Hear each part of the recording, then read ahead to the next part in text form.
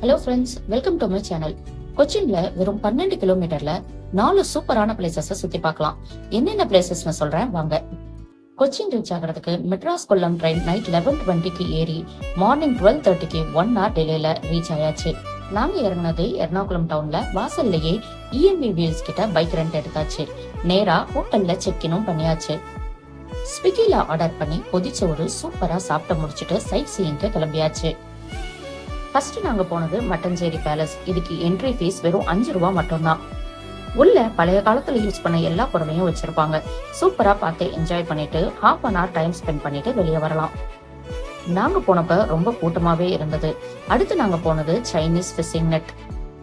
இது பக்கத்துல தான் ஃபோர்ட் கொச்சி வியூ பாயிண்ட் இருக்கு. அதையும் பார்த்துட்டு ஜெட்டி வியூ பாயிண்ட்ல சன்செட்டை பார்த்து சூப்பரா என்ஜாய் பண்ணோம். டீடைல்டு வீடியோவை டிஸ்கிரிப்ஷன்ல கொடுத்திருக்கேன், மறக்காம பாருங்க. சப்ஸ்கிரைப் பண்ண மறந்துடாதீங்க.